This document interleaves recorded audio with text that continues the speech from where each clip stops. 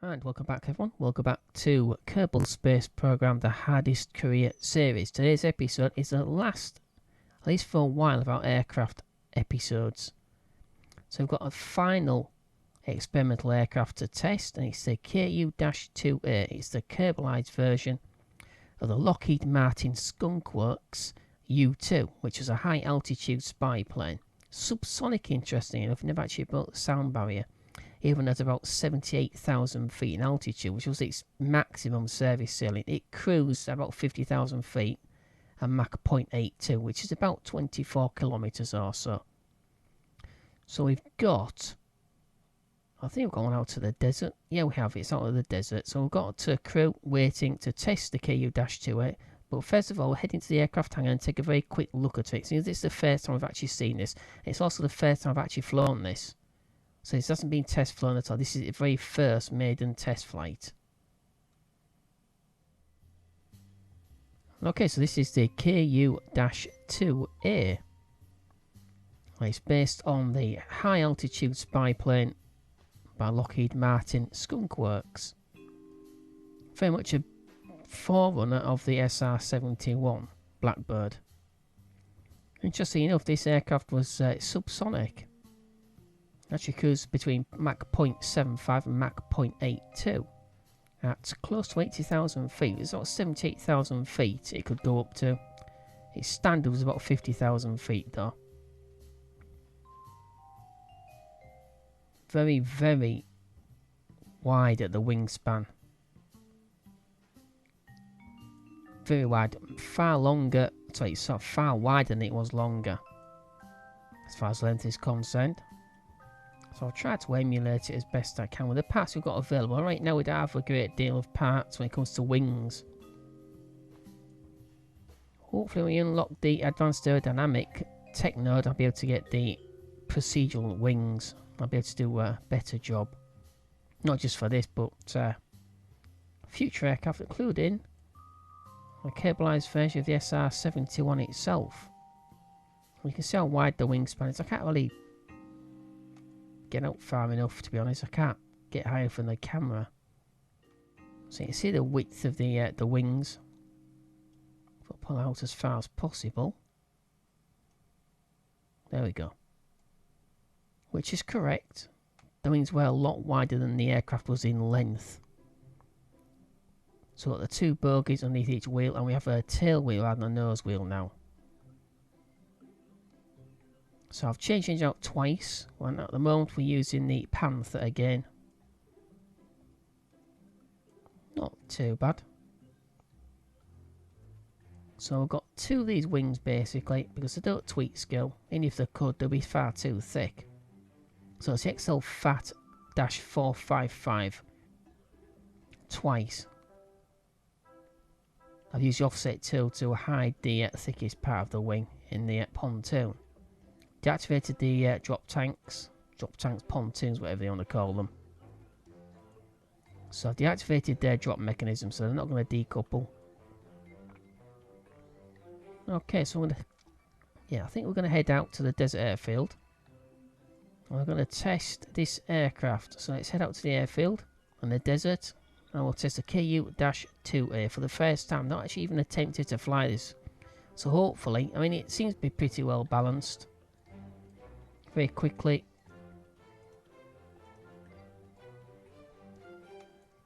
Yeah, just a little bit. Tiny little bit too much lift towards the front, but that's not going to be an issue, I don't think.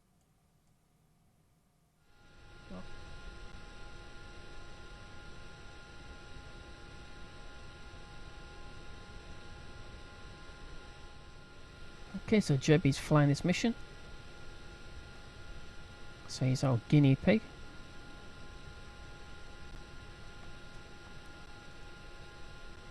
As far as I can, yeah, okay, so we've got power supply. I've got pilot heat somewhere. Got panel light. And pilot heat.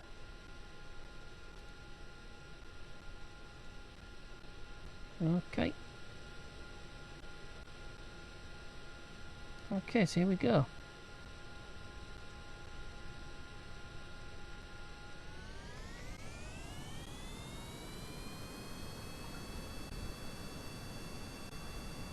We should have no issue taking off whatsoever. We shouldn't even need to pull back on the stick.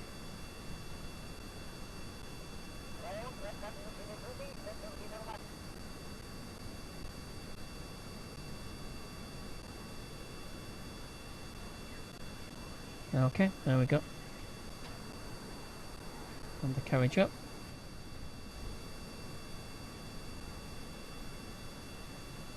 Also, we may need to go supersonic to maintain a high altitude, because obviously Kirby's atmosphere isn't Earth. It does have a higher pressure at sea level, but it does tend to sort of fade out far more quickly. Of course, 35 kilometers, which we want to try to get to for the next contract for the altitude record, which won't be this altitude that we reach. We won't reach it at 35. But that's ultimately where I want to try to get to for the next altitude record and the gap contracts. I want to get...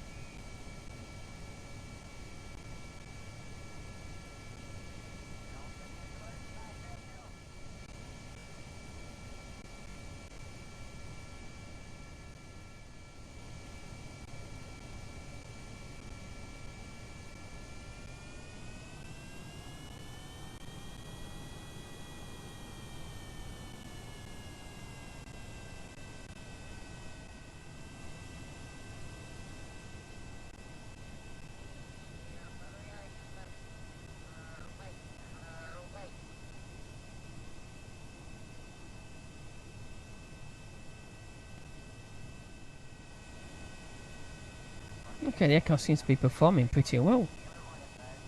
Holding at 225 meters per second. We can go a little bit faster.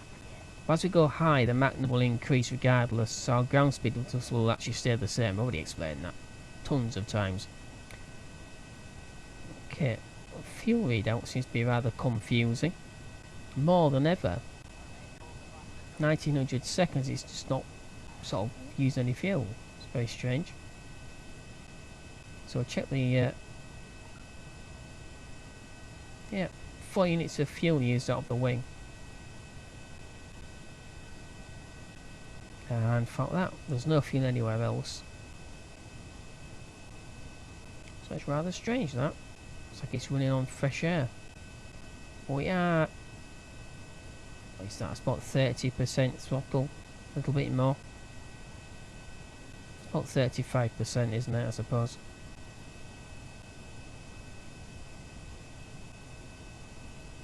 Okay, let me just check.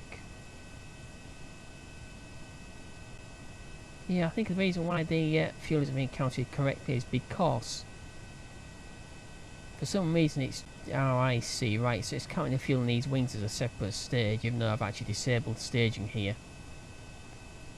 Yeah, a bit strange. Never mind. Road in UK is pretty, it's, well, I'd say pretty wrong. It's inaccurate when it comes to aircraft anyway. Okay, so we'll climb about 10 meters a second. We're about 4-5 degrees heading right now, which is northeast. Just thinking, it should be okay to land at KSC. Just think about the wingspan. Okay, so then it will turn. Once we get to about, I'll say about 7 kilometers in altitude, we'll turn to 90 degrees to head somewhat towards KSC. We'll be slightly north of it, but that's fine. Okay, so we'll carry on climbing.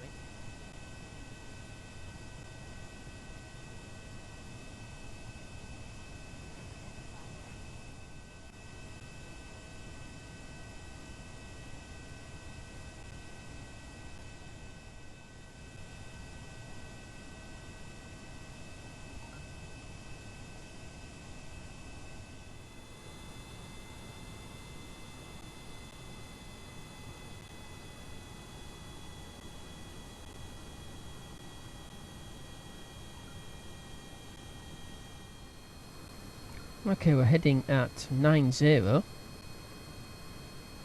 So it's magnetic directly east. We're still climbing about 20 meters a second. But we are losing atmosphere. So the air intakes aren't really adequate. Not for this speed. We are still subsonic. So I think maybe these atmosphere air intakes are going to let us down. They won't let in enough air. Tweak scaling won't have helped either. That'll reduce it down to just 70%. We shall see. Keep an eye on that. It's 0.11 now. So the engine will be losing power. Because we're trying to maintain subsonic speed, it's also going to make it a little more difficult as well. 47 kilonewtons of thrust. Yeah, 46.9.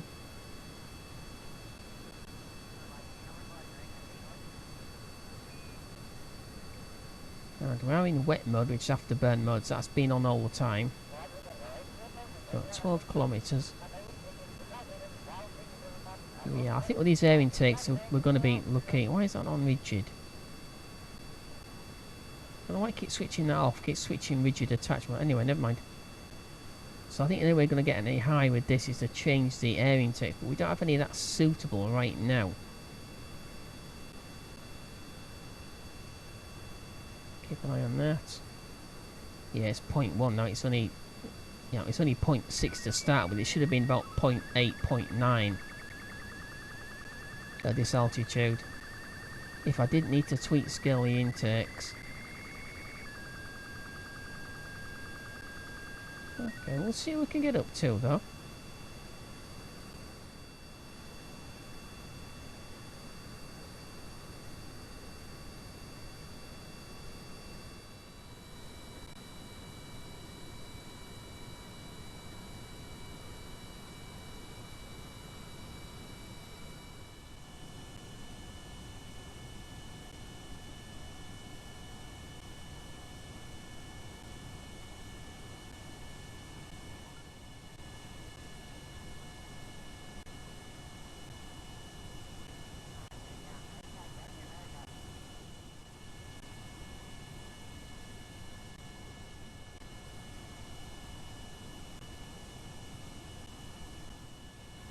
Okay, so just flying over the space centre.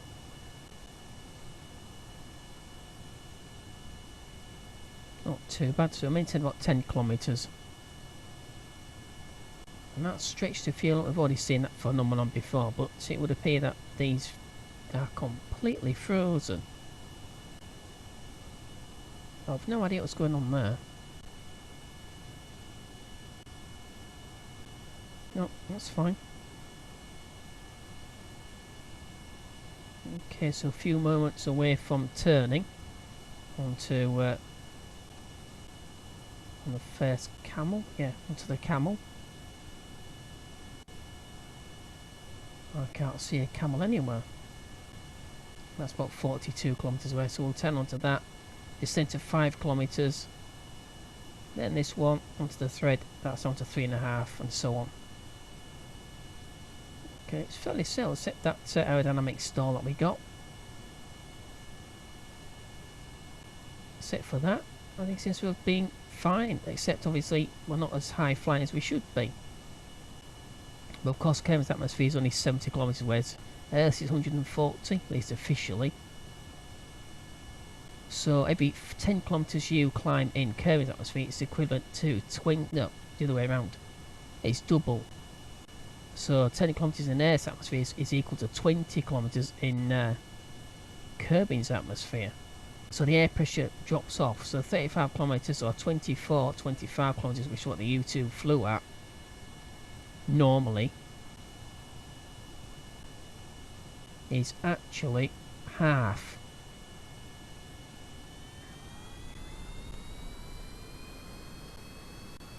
Okay, what's going on?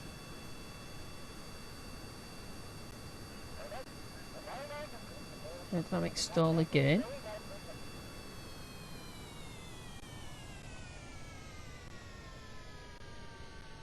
Okay, let's pop the throttle out. Wasn't expecting that. So I'm going tail first.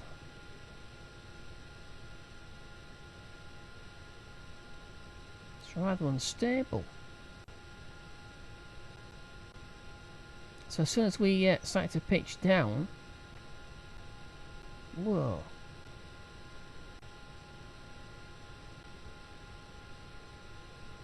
So we start to pitch down towards the descent point, down to 5 kilometers, 5,000 meters. It's gone and flipped.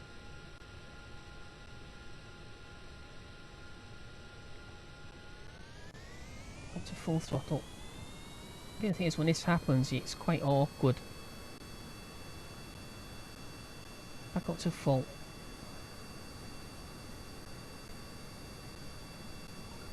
So both pitch control ailerons are active 150%. I'm hoping it's in symmetry, because you've seen it stop working before. Yeah.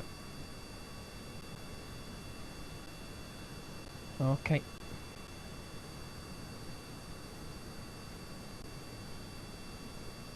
It seems to be hanging. Whoa.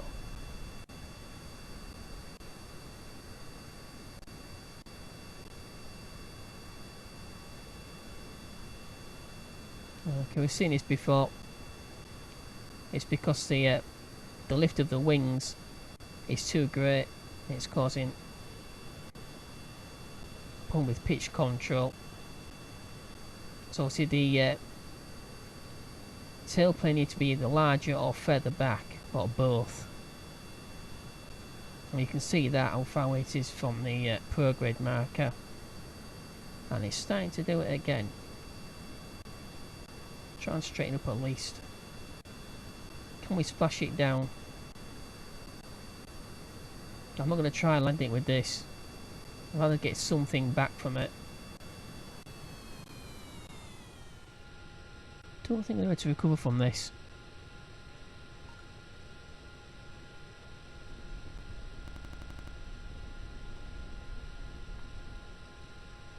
It's not just at low speed, it's at high speed as well.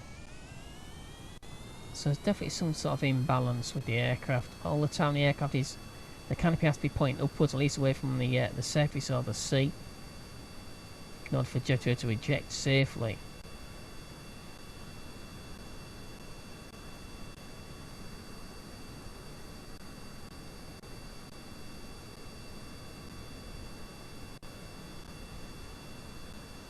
I mean, it should have a very, very low stall speed. For some reason, it seems to be causing it to stutter when it comes to lift.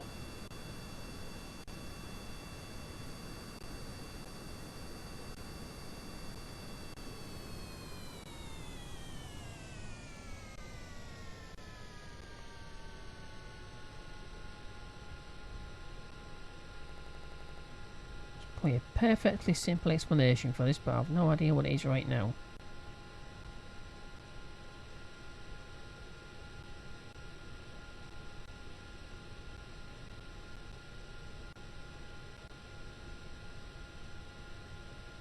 It's like for some reason these control sets are arguing with each other. Quickly before we hit the surface.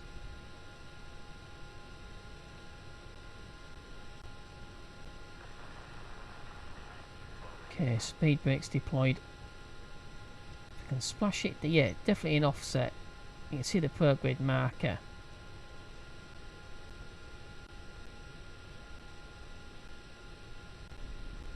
Nope. Okay, let's eject.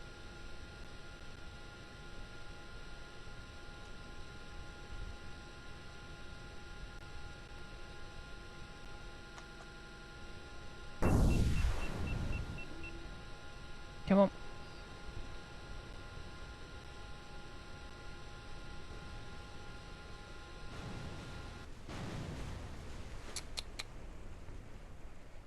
Ah. Well, thank you.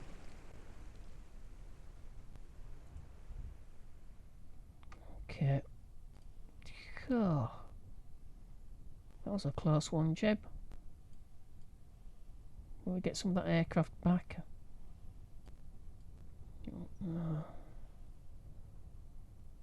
Very strange behaviour. We've seen it before. It's something to do with the fact that the control surfaces on the rear tailplanes, those elevons, they seem to be either too close or too high, or the centre of mass is too high compared to the centre of lift. It's most probably going to be the mass. I'm pretty sure I checked all that. I usually do. Okay, let's let him splash down. We'll try and recover him in time. He should be fine. He's not blinking though, but he never does anyway.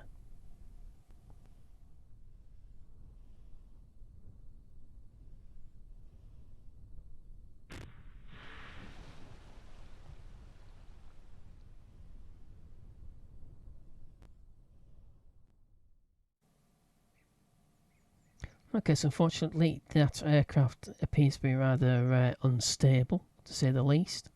Seems to fly okay once you've got the airspeed up, but once you come into land, you drop airspeed, drops, and it becomes very unstable. Okay, but Joe's being recovered safely, and there's got some parts of the aircraft out there to be recovered. Okay, no funds from recovered parts. We lost all the aircraft, except the bits that are floating around that we saw. Okay, so Jib's safe anyway. No ribbons. Okay, let's have a look. Okay, let's recover these. See just exactly how much money we can actually recover. We've got over 500,000 since I did a passenger flight. Only about 60,000 for it, for 40 something people I think it was.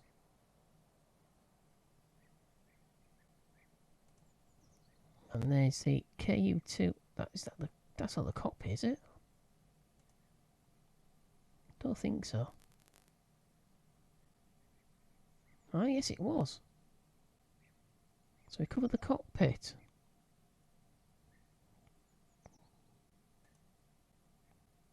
Okay. 1,607 funds. So we've got the cockpit, one of the landing gears at least. The battery, with nothing in it. But you see, it allows us to reuse these parts.